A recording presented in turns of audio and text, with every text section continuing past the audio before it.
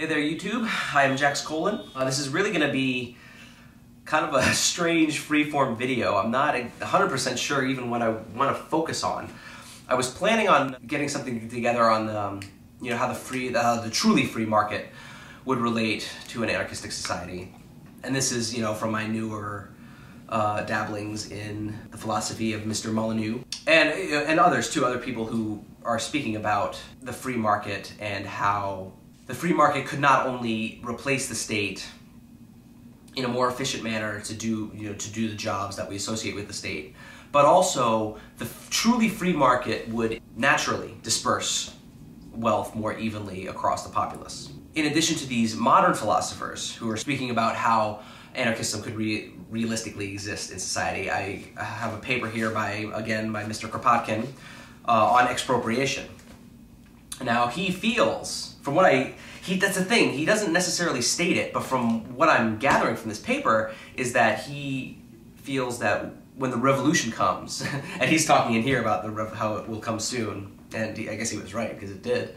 Unfortunately, the communalists were not the ones that seized power after that revolution. But that's a history video. This is a philosophy video. From what I gather from this, he believes that everything needs to be expropriated. He talks about how the socialists of the time were saying that we need to expropriate all the means of production and the land, but personal property should still be protected. Kropotkin makes the distinction saying that, yes, for a wealthy landowner, his meals or his feasts are extravagance and not necessary.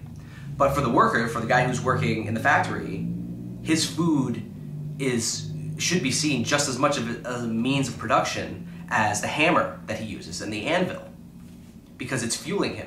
The same thing with food and shelter. A magnificent four-post bed, with drapes and all that stuff. Yes, that is extravagance, but people do still need a bed. So in that sense, that kind of personal property is seen as exactly on the same lines as a means of production, which I don't necessarily agree with.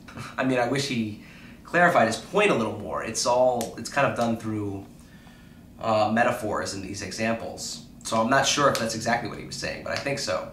But ironically, that's the thing I really love about Kropotkin more than his views on anarchy, is just the eloquence with which he says stuff. He's got a couple great lines in here. He opens up with this great story, talking about Rothschild, who's a wealthy, just very wealthy family. And this Rothschild, in 1849, he said, "I am quite willing to admit that my fortune has been accumulated at the expense of others. But if it were to be divided among the millions of Europe tomorrow, the share of each would only amount to 5 shillings if he asked me for it." Which actually, ironically enough, I think I can compare to this economic stimulus package that the government is offering us. They're basically giving us our 5 shillings. You know what I mean? It's useless, and it's just a gesture to placate the populace. Really angering. He dismisses the idea that expropriation is merely taking the top coats off of all the wealthy, throwing them in a big pile, and letting the poor people fight over them. Because what is to guarantee that the poor people are going to come out any better after this mad scramble to obtain all this property that's been expropriated? But he says that the idea of his expropriation, or the main impulse behind his expropriation, is not to take away property from the wealthy and redistribute it evenly among everybody. It's more to take away the tools with which the wealthy and the elite profit from the poverty of everyone else.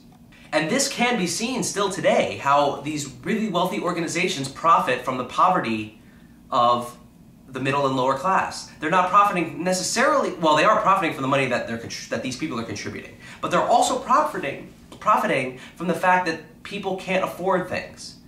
The insurance companies, for one, which is what gives me the most trepidation about these DROs. They sound a lot like insurance companies. And insurance companies, to me, are the most blatant and ubiquitous thieves, even more so than the government. Because the government is really at the insurance company's beck and call. People are mandated to have insurance by the state. But the idea behind insurance is that people realize that they can't afford to cover the costs of certain things. If they get into an accident, if they get cancer, they cannot afford to cover the cost of these things. So they pay their money every month in the event that they're protected in case something terrible could happen, which may never happen. And in that case, all this money has just been given away, never to be seen again. And this is also why I would trust the DROs, because private companies are in the business of making money. They're not in the business of serving the populace, which is why I hate the insurance companies the most. All those commercials about you're in good hands, we care about you, bullshit. Insurance companies don't give a fuck about people.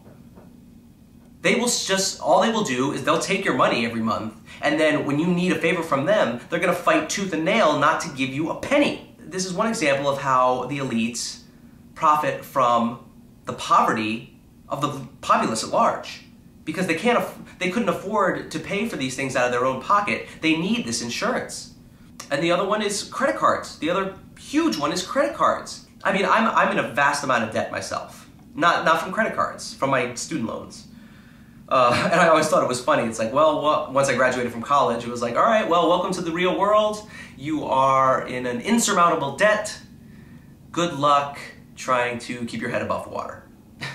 It's just infuriating that these credit card companies make it so easy for people to spend money that they don't have. All these consumable goods that are being bought are being paid for with money that really doesn't exist. The credit card companies have just run amok, you know, and I learned something recently in my one of my business law classes on loans in general. There's like a prime number that's set by the state, I don't know, some agency of the government. And nobody by law is allowed to charge more than that rate of interest on a loan that they give. But of course, a special dispensation is given to credit card companies because they are one of those groups that make a shitload of money off of the poverty of other people that have the government in their back pocket. So those are just some big problems I have with the current quote-unquote free market we have now. It's not really free, and the state has quite a hand in it. But I feel like I'm not gonna claim that I have any alternate suggestions for how our stateless society would run, because I'm still in the infancy of exploring those alternatives, so I'm not ready to come up with my own. I guess I gotta vent sometimes about the situations that exist and that just infuriate me. I really don't view the American government as the ruler of our country. It's all these private corporations that have all these inroads into the state. And the state legitimizes the things that they do, hides them, protects them, while we pay for this protection. In order for the politicians to try to make a name for themselves and get themselves into the history books, I don't know. This video is just completely random. I'll see you guys next time.